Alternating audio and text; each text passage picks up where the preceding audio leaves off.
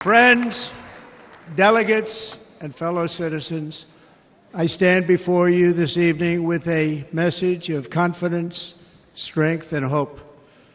4 months from now, we will have an incredible victory, and we will begin the 4 greatest years in the history of our country. Together, we will launch a new era of safety, prosperity, and freedom for citizens of every race, religion, color, and creed. The discord and division in our society must be healed. We must heal it quickly. As Americans, we are bound together by a single fate and a shared destiny. We rise together or we fall apart.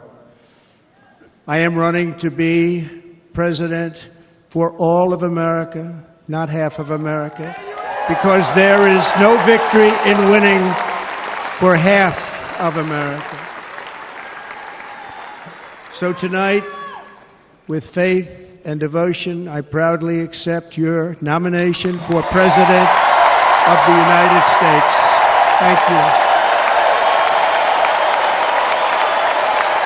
Let me begin this evening by expressing my gratitude to the American people for your outpouring of love and support following the assassination attempt at my rally on Saturday.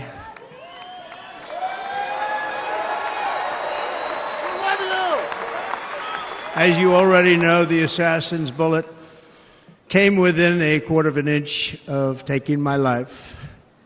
So many people have asked me, what happened? Tell us what happened, please. And therefore, I will tell you exactly what happened, and you'll never hear it from me a second time because it's actually too painful to tell. It was a warm, beautiful day in the early evening in Butler Township in the great Commonwealth of Pennsylvania. Music was loudly playing, and the campaign was doing really well. I went to the stage, and the crowd was cheering wildly. Everybody was happy. I began speaking very strongly, powerfully, and happily, because I was discussing the great job my administration did on immigration at the southern border. We were very proud of it.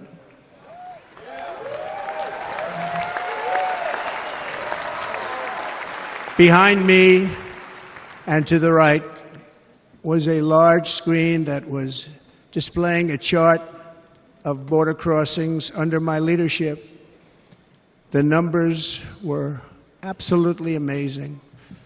In order to see the chart, I started to, like this, turn to my right and was ready to begin a little bit further turn, which I'm very lucky I didn't do, when I heard a loud whizzing sound and felt something hit me really, really hard on my right ear. I said to myself, wow, what was that? It can only be a bullet. And moved my right hand to my ear, brought it down. My hand was covered with blood, just absolutely blood all over the place. I immediately knew it was very serious, that we were under attack, and in one movement proceeded to drop to the ground. Bullets were continuing to fly as very brave Secret Service agents rushed to the stage, and they really did. They rushed to the stage.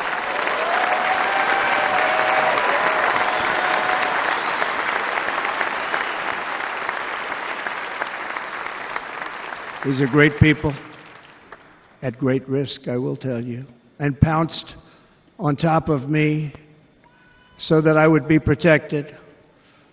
There was blood pouring everywhere, and yet, in a certain way, I felt very safe because I had God on my side. I felt that.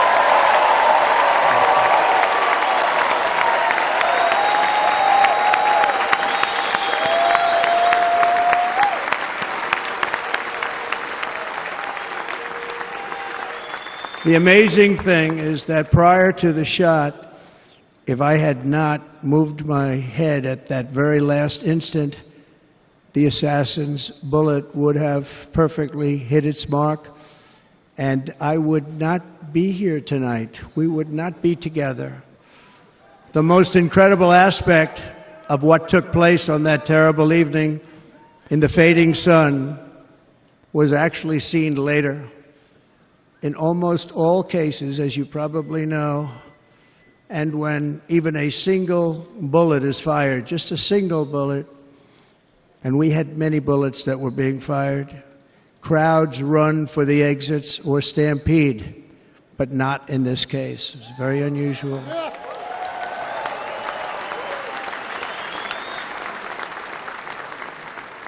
This massive crowd of tens of thousands of people stood by and didn't move an inch. In fact, many of them bravely but automatically stood up looking for where the sniper would be. They knew immediately it was a sniper. And then began pointing at him. You can see that if you look at the group behind me. That was just a small group compared to what was in front.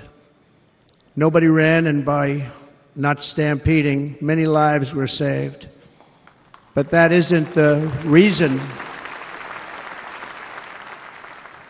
that they didn't move. The reason is that they knew I was in very serious trouble. They saw it. They saw me go down. They saw the blood and thought, actually most did, that I was dead. They knew it was a shot to the head. They saw the blood. And there's an interesting statistic. The ears are the bloodiest part. If something happens with the ears, they bleed more than any other part of the body. For whatever reason, the doctors told me that. I said, why is there so much blood? He said, it's the ears. They bleed more. So we learned something, but they just, this beautiful crowd, they didn't want to leave me. They knew I was in trouble. They didn't want to leave me. And you can see that love written all over their faces. Incredible people. They're incredible people. Bullets were flying over us, yet I felt serene.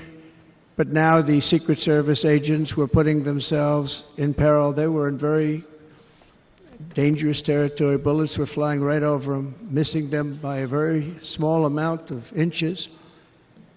And then it all stopped. Our Secret Service sniper, from a much greater distance and with only one bullet used, took the assassin's life, took him out.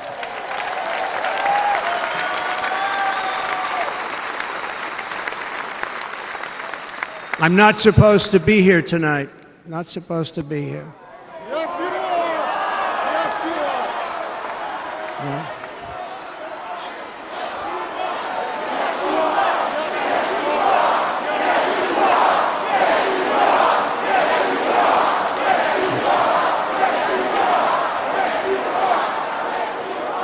Thank you. But I'm not. For the rest of my life, I will be grateful for the love shown by that giant audience of patriots that stood bravely on that fateful evening in Pennsylvania. Tragically, the shooter claimed the life of one of our fellow Americans, Corey Comparator. Unbelievable person, everybody tells me. Unbelievable. And seriously wounded, two other great warriors. Spoke to them today. David Dutch and James Copenhaver. Two great people. I also spoke to all three families of these tremendous people. Our love and prayers are with them, and always will be. We're never going to forget them. They came for a great rally.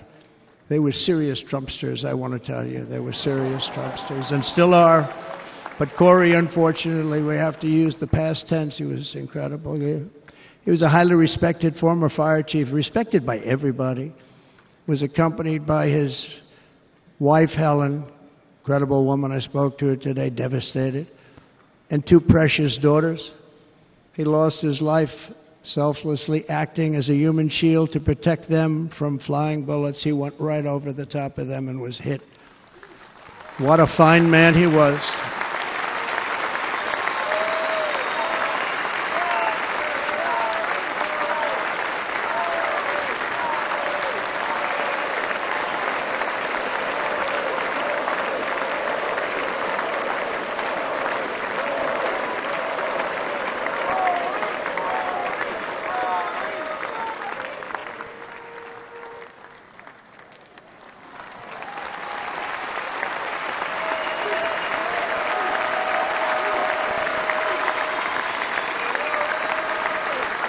And very big news, as you probably just read, on Monday a major ruling was handed down from a highly respected federal judge in Florida, Eileen Cannon, finding that the prosecutor and the fake documents case against me were totally unconstitutional, and the entire case was thrown out of court. With all of that publicity, thrown out of court. If Democrats want to unify our country, they should drop these partisan witch hunts, which I have been going through for approximately 8 years. And they should do that without delay and allow an election to proceed that is worthy of our people. We're going to win it anyway, but worthy of our people. On this journey, I am deeply honored to be joined by my amazing wife, Melania.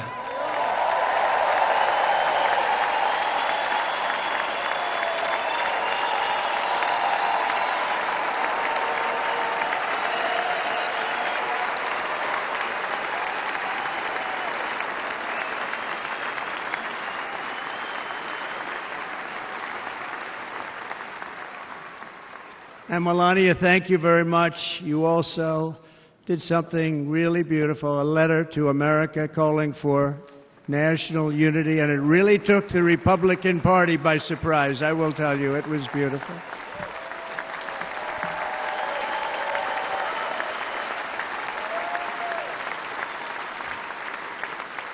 In fact, some very serious people said that we should take that letter and put it as part of the Republican platform. That would be an honor, wouldn't it?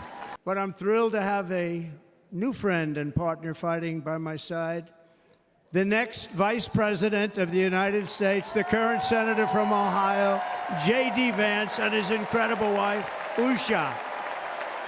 Despite such a heinous attack, we unite this evening more determined than ever. I am more determined than ever, and so are you. So is everybody in this room. Tonight I ask for your partnership, for your support, and I am humbly asking for your vote. I want your vote. Going to make our country great again. 5 days ago, Laura, Luke, Carolina, and I held our breath as we saw blood pour across your face.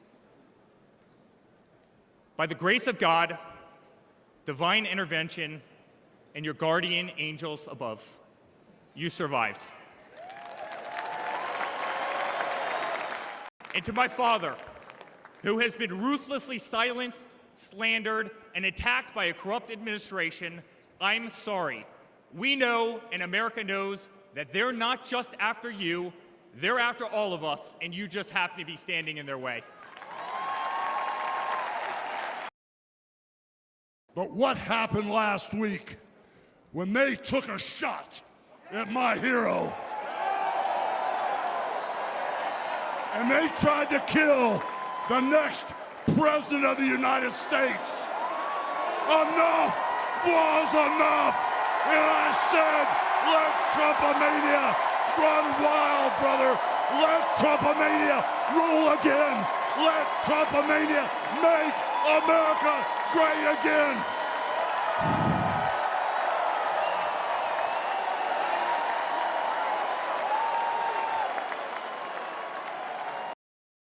I know President Trump is literally putting his life on the line for something bigger than himself. and he's willing to risk it all because he loves this country.